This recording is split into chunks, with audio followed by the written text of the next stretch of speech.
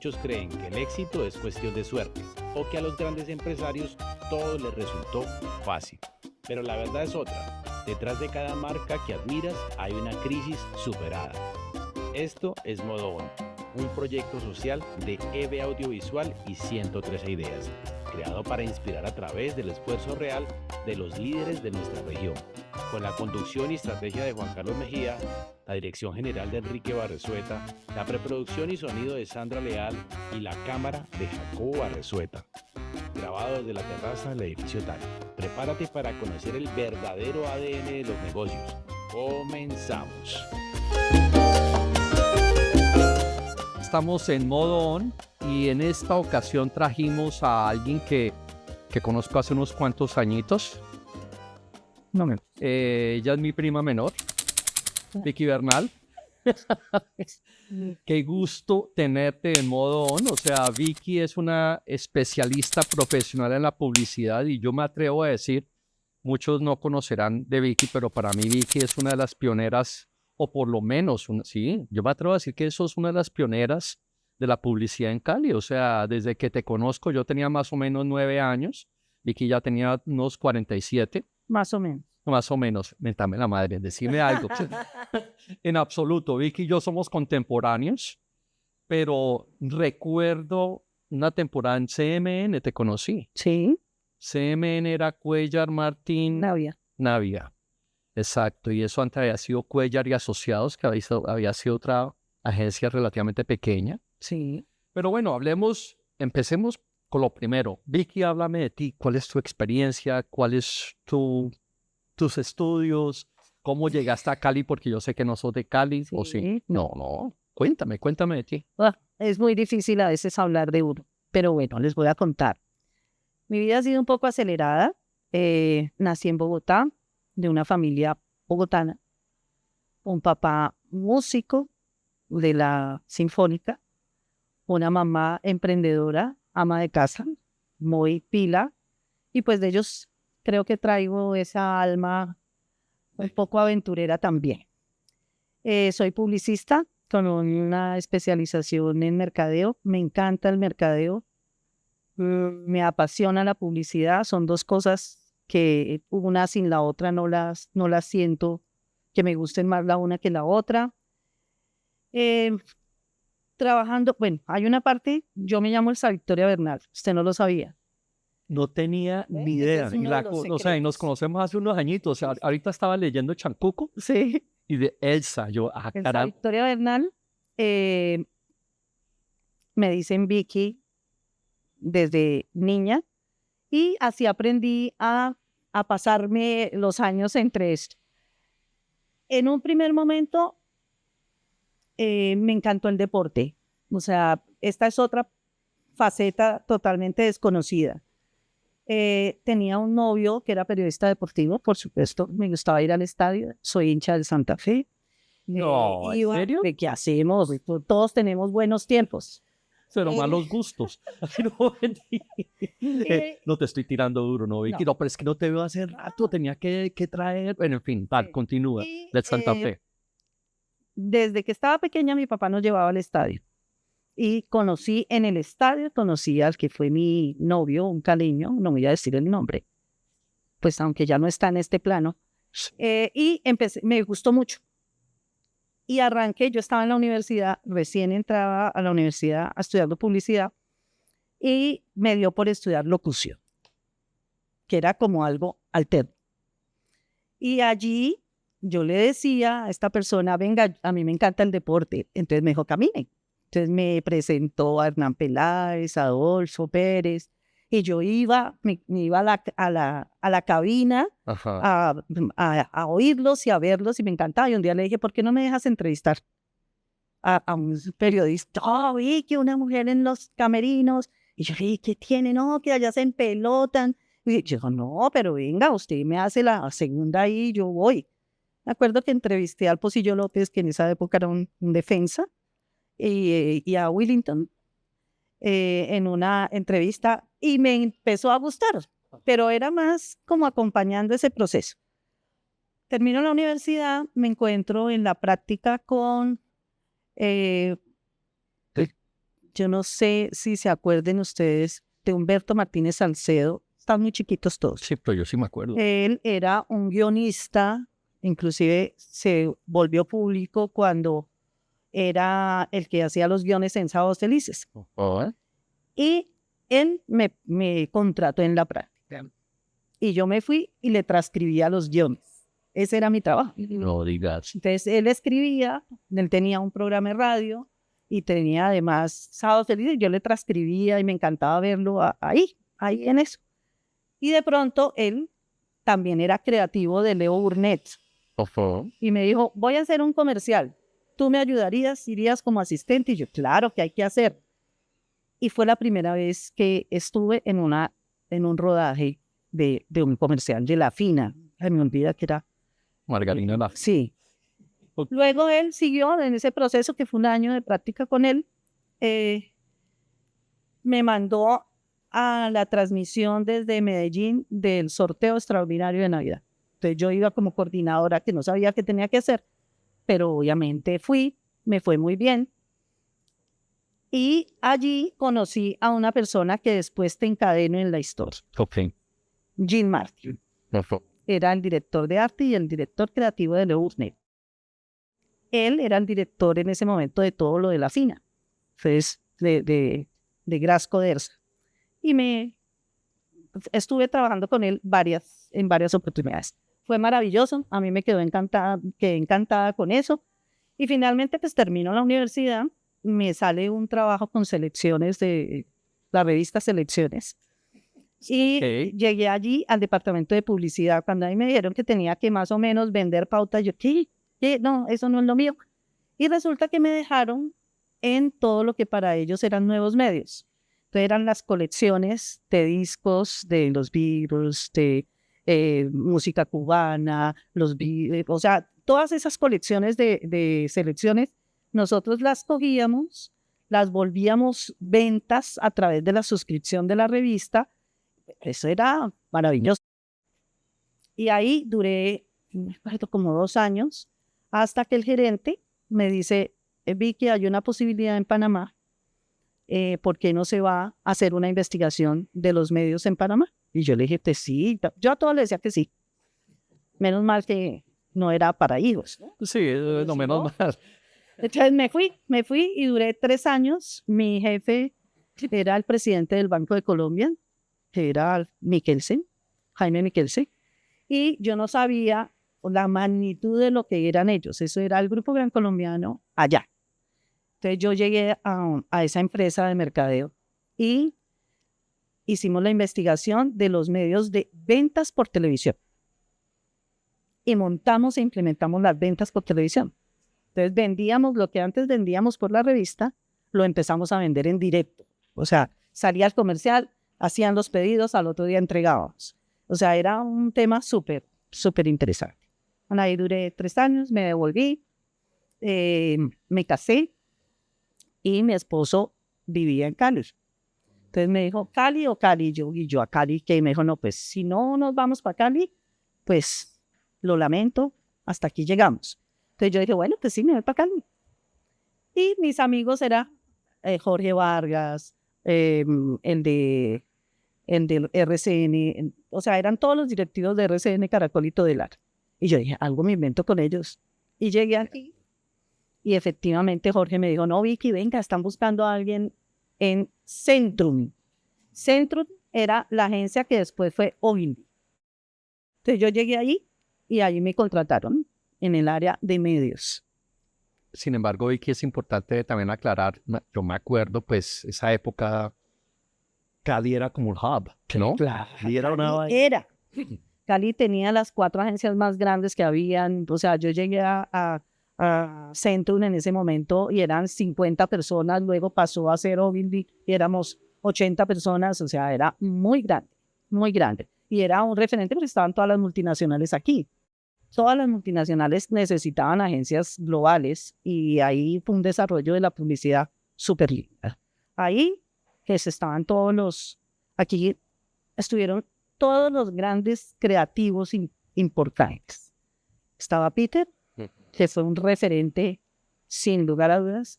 Estaba Mauricio, estaba Belfort, estaba... Sí, claro. bueno, Es una cantidad de Yes. gente.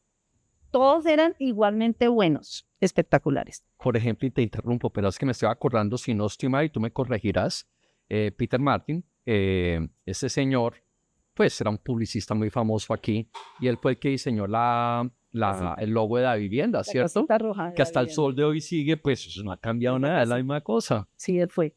Y él hizo, pues, 20.000 cosas. Estando allí, me llama efectivamente Rafael Trujillo, que era el socio de Peter y de Mauricio en CMN, y me dice que por qué no me voy a trabajar con ellos. Y ahí conozco a Peter y a Mauricio, que fueron determinantes en mi carrera. O sea, determinantes, que fueron conmigo muy, muy, muy abiertos, muy chéveres. Y ahí arranqué con ellos. ¿Cuánto tiempo estuviste con ellos? Pues podría decirte que estuve como 5 años como 3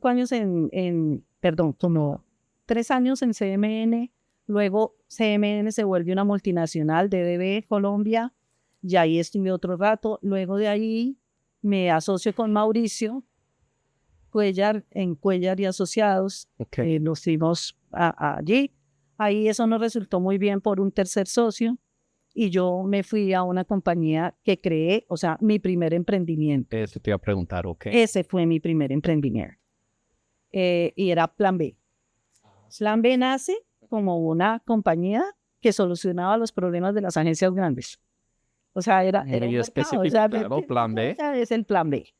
Tan fue exitoso, fuimos exitosos que DDB, que fue como mi casa siempre, me dijo, venga, yo tengo la licorera, pero no puedo recibirla porque tengo Pilsen en Medellín.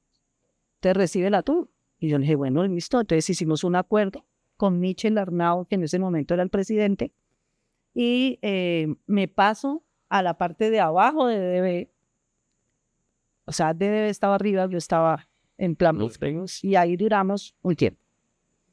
Luego, un día, una tarde, estoy contándolo rápido porque pues es importante. Sí, claro. Un día cualquiera, llegué a la oficina, me llama Michel y me dice, Vicky, Peter se va mañana. Y yo, ¿cómo así que se va mañana? Y volteé a mirar a Peter y le dije, ¿usted no me ha contado a mí que se va? Me dice, es una multinacional.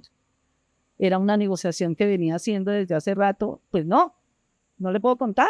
Esas son cosas que no se cuentan. Y yo, entonces decidimos que tú te quedes en la transición. Y yo, ¿la transición? ¿Cuál transición? ¿De qué me están hablando? Entonces me quedé en la dirección ejecutiva de DB un par de años, mientras se reacomodaba. Peter baja a mi oficina. Bien. Se acuerda de que Plan B estaba aquí y DB estaba aquí, en la misma casa, hicimos esto. Entonces se va, él queda en Plan B con las cuentas que yo tenía y yo me subo a DDB en ese proceso. En ese proceso nos dimos cuenta que en cualquier momento eso teníamos que irnos, en cualquier momento, tanto yo, porque pues tenía mi compañía, y él que quería hacer otras cosas. Acuérdate que él se metió en el tema del agua, de la sostenibilidad, en un mundo de cosas. Y en ese momento decidimos que, nada, vamos a funcionar con Plan B, pero nos dimos cuenta que había una oportunidad. Y esa oportunidad era que las compañías estaban entrando en el tema de la sostenibilidad. En ese momento me encuentro en la vida con Humberto. Yo soy como ese conector, ¿no? Ese conector.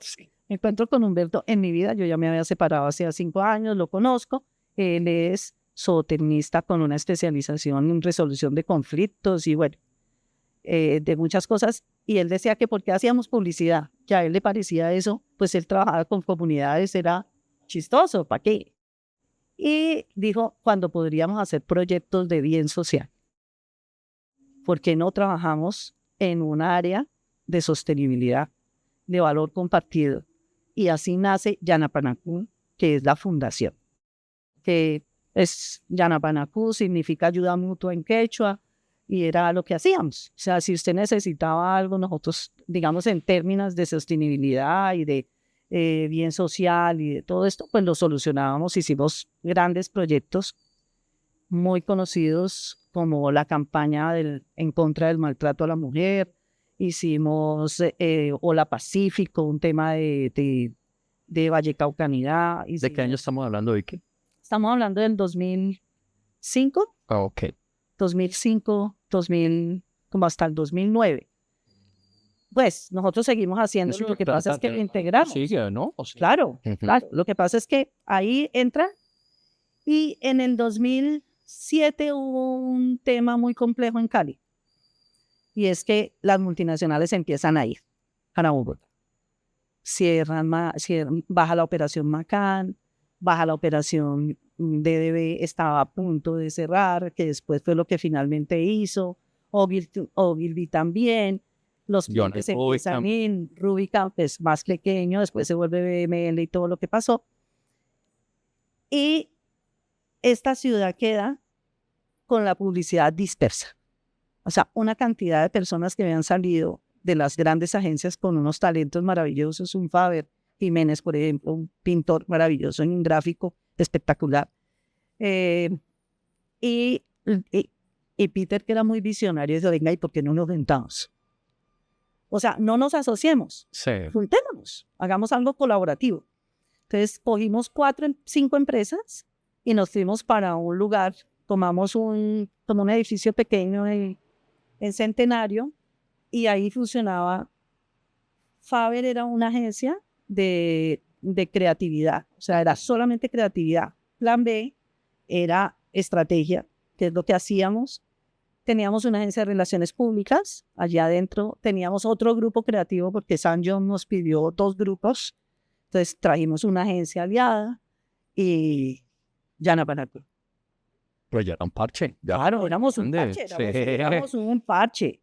Y allí, pues, nos ganamos grandes cuentas. Trabajamos con muchas compañías en ese modelo. Un modelo que al final del camino se volvió muy difícil en el tema tributario. Entonces dijimos, no, venga, asociemos. O sea, sí, ¿por qué no nos volvemos una? Para no estar de aquí. No fue tan fácil como pensábamos que iba a ser, porque todos éramos amigos. Entonces, cuando tocaba empezar ya a poner condiciones, ya las cosas, entonces dijimos, no, venga, nos vamos, no, juntemos esto en un grupo, que es lo que hoy somos Grupo IHQ, y trabajamos así. Así duramos, me acuerdo, como hasta el 2000, ya, o sea, fechas así como 9, como hasta el 2014, tal vez. En el 2014 Peter dice, yo ya no quiero más. Ahí me tocó a mí. A ti te tocó cuando ya estaba, ya no quiero más, estoy cansado, quiero dedicarme a lo del agua. Y a otros proyectos tenía dulces, o sea, estaban trabajando con dulces. Y le dijimos, bueno, y nos quedamos con el grupo IHQ, realmente Humberto y yo. Okay. ¿Sí? Y la participación de Peter la compra Carolina Uribe, que tú la conociste. Es mi sobrina, pero es publicista, no porque fuera mi sobrina, ella venía de Bogotá, venía de BML Bogotá, ella atraviesa por un tema médico y dice, yo no quiero tener tanto estrés, me quedo aquí, y vino acá. Y en este momento, pues somos 5. Somos 5. Y se han mantenido y Se han están teniendo las cuentas. hasta hoy. Tenemos cuentas de 10, 12, 15 años con nosotros. Y por ejemplo, en todo, ya aquí establecimos un tiempo larguito. ¿Sabes? 30 años. Exacto, suavecito, más o menos 30 años.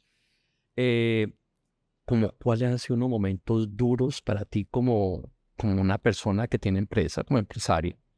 ¿Cuáles han sido como 2, 3 momentos que vos digas, no, hasta aquí llegué? Porque es que yo siempre me quité el sombrero con vos. Que yo me iba, volvía y vos estabas, y yo que a vos, y me decía, sí, aquí sigo. ¿Y aquí seguís? Y aquí seguimos, sí. Hubo realmente como 2 momentos muy difíciles.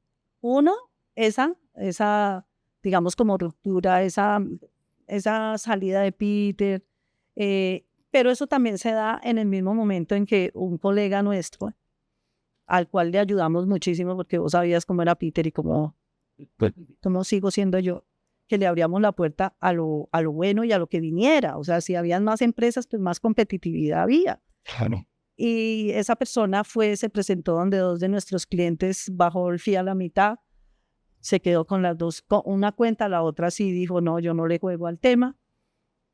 Y en ese momento, esa cuenta representaba un porcentaje grande para nosotros y nos tocó salir de gente. Y no digas, Ese- eso tampoco lo sabía. Ese momento Hoy he fue conocido mucho de vos. durísimo.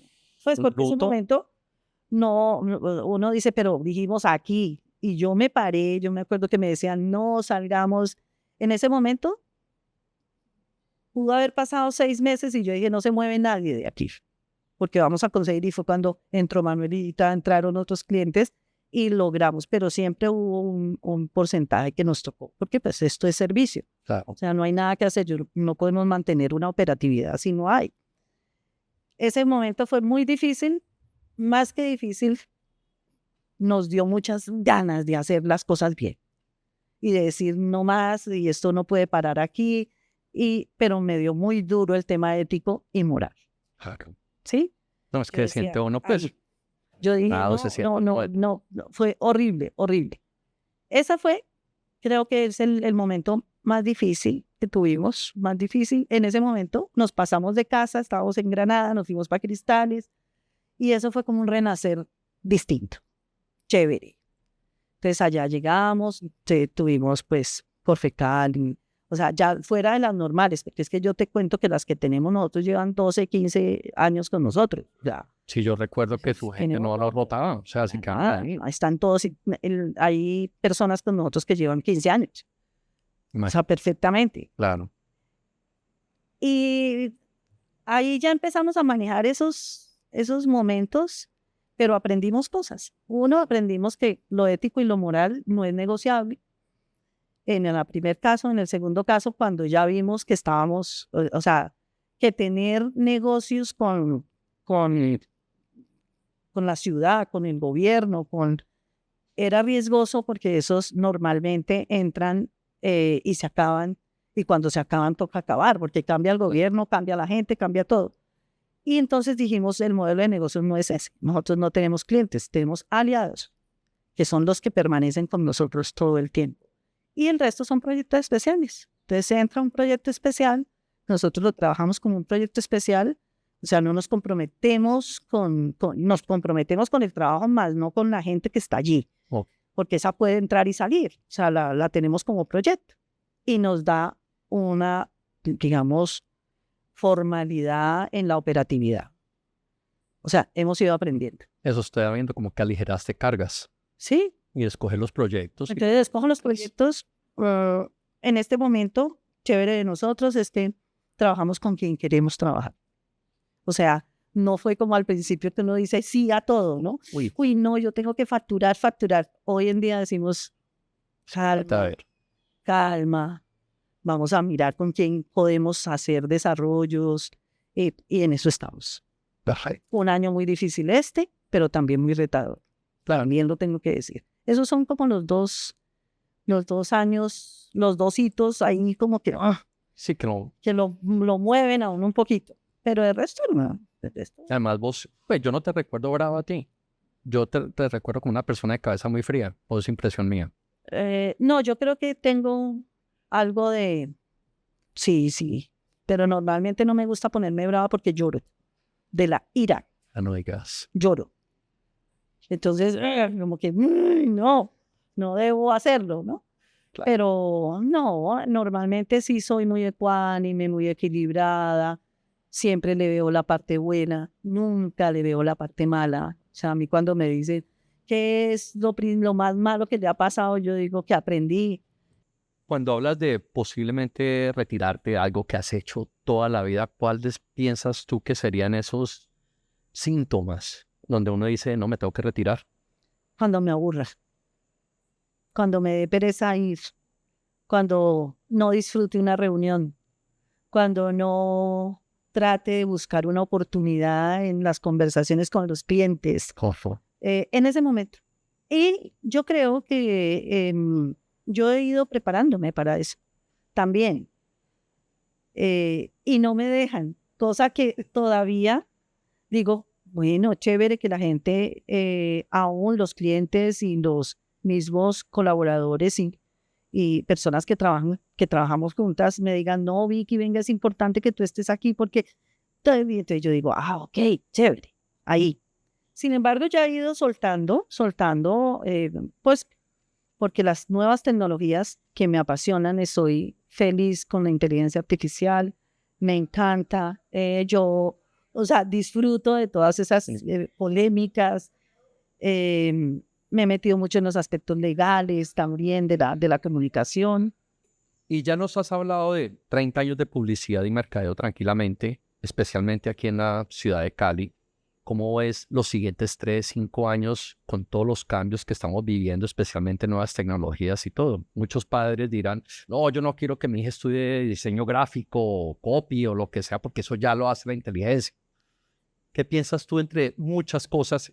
Yo creo que si algo no puede limitar la creatividad es la inteligencia artificial. O sea, la verdadera creatividad se da aún con ella.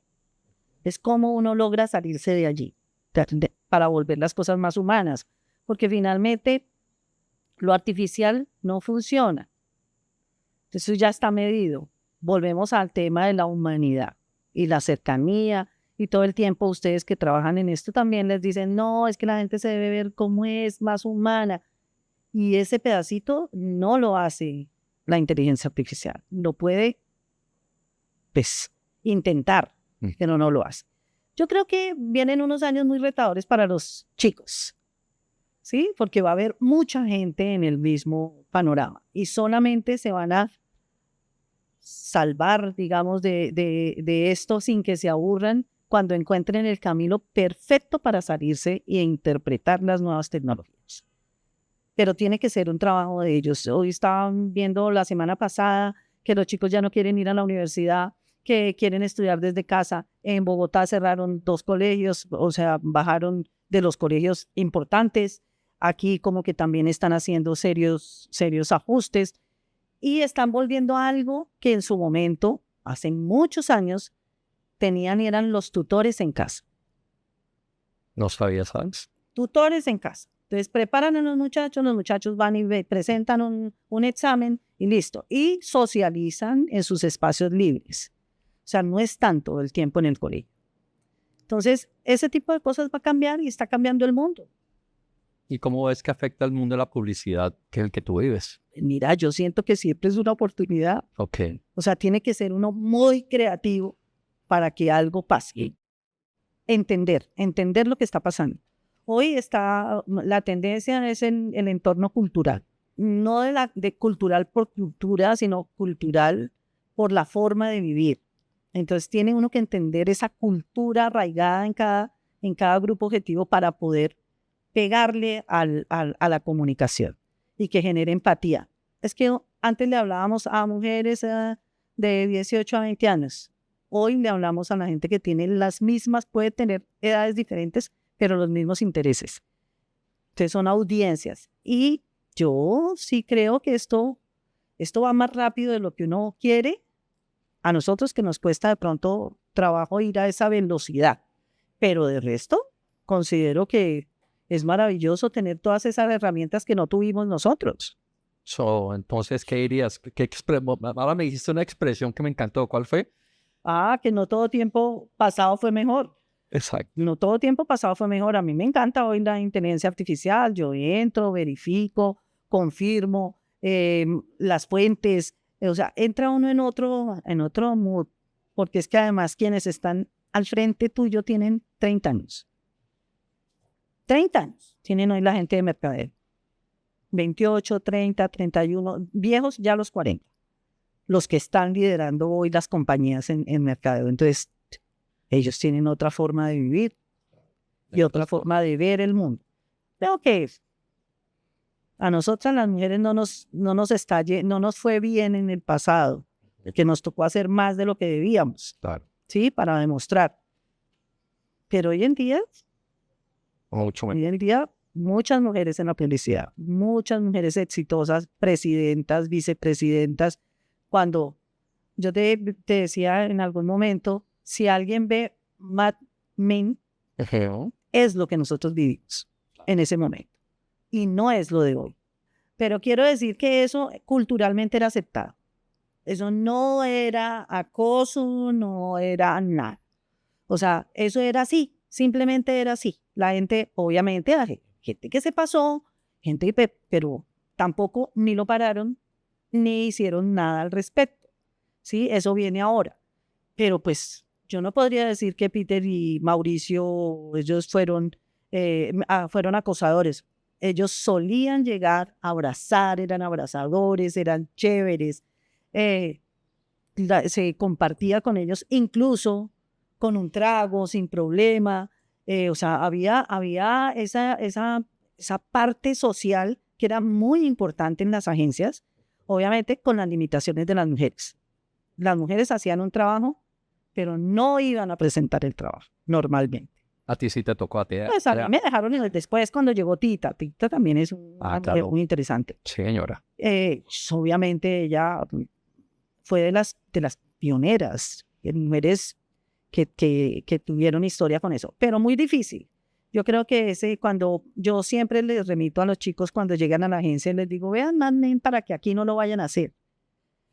Pues porque no vale la pena que se trate así, aunque era culturalmente aceptado. Que hoy estábamos hablando de un tema legal y todo ahora es pecado. Todo ahora es pecado. O sea, ya ni siquiera puedo decirle, ve, ¿cómo estás de guapo? Pues porque no, puede ser acoso, puede ser, tienes mucho. Y esa parte es la que menos me gusta del hoy. Del hoy. Sí, el Yo creo que, correcto. sí, no, yo creo que uno debería partir de unas bases de respeto mutuo, ¿cierto? Donde sepa que uno no puede pasar la raya. Pero tampoco poder decir, no, dejo de ser como soy. No, ¿sí? O sea, los piropos, o sea, eso se acabó porque pues la gente ya lo nota mal. Interesante. Entonces creo que hoy ese es el reto de los que cómo van a hacer empatía. Esa parte social, sí, ¿cómo la vas a manejar? ¿Cómo la manejas? La interacción muchas veces se basa en eso. ¿Cómo estás? No te veo hace rato, estás bonita. Como cuando llegaste. Gracias. Sí, ahora. Pero mira eso que estás diciendo. Es el acuerdo. Yo tengo una relación muy clara con mis aliados, clientes, y es de respeto total, pero de afecto total. Ellos hablan de cuando llegan a la agencia, dicen, uy, esta casa nos encanta, tiene una energía porque todo el mundo es chévere. Sí, y vamos a seguir siendo así, por lo menos hasta que yo esté. Sí. Claro. Pero creo que la gente que viene allí y que está en ese proceso va a ser empática, porque en la medida en que tú tienes, ¿qué es lo que uno busca al final del camino? Una relación de confianza. Es confianza. Y para tener confianza hay que tener respeto. O sea, si a mí uno de mis clientes me dice, Vicky, hay que hacer esto, y yo digo, hay que hacerlo como sea, y respeto el proceso y hago lo mejor que pueda, porque es el oficio de nosotros. Claro. ¿Sí? El oficio es ese, ser respetuoso cuando le entregan a uno. A ver, nos están entregando lo más valioso de una compañía que se llama la marca. Y si uno coge la marca y le importa 5 lo que esté pasando en el entorno, pues a ver qué pasa. Imagínate. Entonces es la confianza. La confianza es lo que nosotros por lo menos esperamos tener esa virtud hasta que se pueda. Bueno, llegando a conclusiones, ya para cerrar, estoy mirando allá porque ya está Enrique, ustedes saben que ya está Enrique. Es importante entonces ver cómo se ha desarrollado este tema con Vicky y las diferentes compañías que ha tenido y todo. Es interesante ver que mucho se hizo con amigos. También es interesante ver que al mismo tiempo cuando entraron los negocios, esa parte puede generar fricción. Entonces hay que saber manejar esa fricción. Una de las frases que me gustó de Vicky y que sí, desde que la conozco ha sido así, es la parte ética. Muchas de las personas que he llegado a hablar no mencionan la ética. Y es un tema que yo pienso que es vital para sacar cualquier cosa adelante. Que es lo que estés haciendo, lo estés haciendo correctamente y por el camino que es. Que si alguien no te está viendo, vos seguís haciendo lo correcto. Eso me parece vital, Vicky. Y para terminar, lo de la confianza. También el hecho de que el hecho que te depositen confianza, tú también les das confianza a ellos. Sí. Y es una vaina que va en los dos sentidos y que es vital para sacar cualquier compañía, porque lo que el cliente te está dando es su producto, su marca, y eso es su, sea una empresa, sea una persona. Entonces, importantísimo mantener eso, mira lo que se me sale. Para Pues- futuros personas, sí, emprendedores que quieran trabajar en agencias o quieran tener su agencia, que es muy usual en estos días, pues básicamente tengan eso en mente, no pierdan ese norte. Y otra cosa que dijo Vicky, que es importantísimo también cuando tienen un negocio, ella no sé si la escucharon, y si no, devuelvan la vaina, escúchenla nuevamente porque es importante. Ella dice que sí, que hay momentos durísimos, pero ¿qué piensa de esos momentos? Que se aprende de esos. O sea, esos momentos duros es donde más se aprende. Entonces pienso que es vital tener también eso entre las conclusiones. Bueno, no, muchas gracias a ustedes por traerme a compartir mi experiencia, que además creo que le puede servir a muchas personas cuando están en este proceso de emprendimiento. Nosotros ya no somos emprendedores, pero apoyamos los emprendimientos. Tenemos un proceso adentro donde si llega una marca que esté empezando, nosotros les ayudamos. En este momento tenemos Chonta House, hacemos cosas con ellos ayudándoles a que se estructuren para construir marcas pues sostenibles en el tiempo. Claro. Muy interesante esto que están haciendo ustedes porque están visibilizando las formas de trabajo, que creo que Cali lo necesita. Cali necesita visibilizar lo que hace bien. No porque yo lo haga bien o mejor, puede haber muchas cosas mejores. Esta es la mía. Pero así como yo, hay muchas personas que pueden aportar a este proceso. Yo los invito y cuando quieran, con mucho gusto. En mi agencia, y suena egoísta cuando digo en mi agencia, en la agencia hay personas súper talentosas, que amerita saberse en Cali por qué volvieron a Cali. ¿Por qué están volviendo a Cali? Qué interesante. Entonces, ese tema yo los invito porque hay mucha gente regresando.